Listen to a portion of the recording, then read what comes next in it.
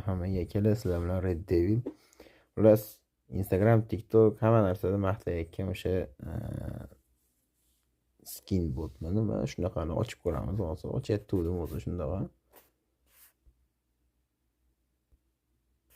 Mana shu nikdagi bot, короче. Hamma maqtayapti.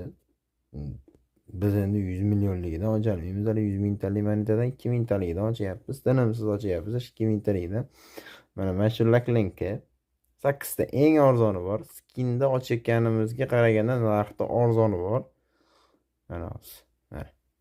Pastda 1 2 3 4 5 6 7 8 oxirgisi M4 Atorga oxirgi skin. Undan uyog'i yana 4 ta shu 10 mingga chiqmagan, 5 ta 10 mingga chiqmagan narsa bor. Undan uyog'i ponni 10 mingdan tepadagi skinlar hammasi, normalniy skinlar hammasi. Bularni просто так muhokkaga qo'yib qo'ygan ekan. Shunchaki qo'yib qo'ygan. Vashi tushish foizini birali PUBG'ga o'xshatib 0 dan 0.001 qilib bergan mana. Mana shu laklarga tushadi. Yana ochishni bossak yana 20 ta bir zo'r skin o'tadi. Nima qilib VSS tushirib qo'yadi. Короче, bu nenormalniy bo'lgan keys. Вообще-то hammasi shu. Odamlar misol uchun eng tayinliga tushyapti-da, eng qimmat 1,5 milliardlik shunaqangi keys ochishyapti-da.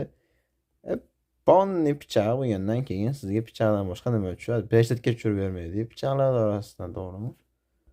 1,5 million bo'lgandan keyin pichoq tushirib beradi-da endi.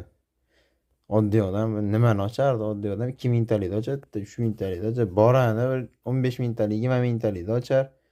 Buni narxi hozir arzimagan. Hech narsa olmadik. Inventarda hech narsa yo'q mana.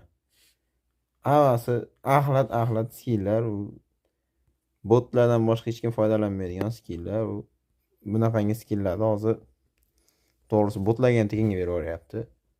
Yo'q, xuddi bot qatori sizga ham tekinga beradi bu skinni. Shunchaki ishlatmanglar, ochmanglar, kerak emas. Tinchgina shu kalashni o'zini skinida o'ynab yuraveringlar. Rahmat hammaga.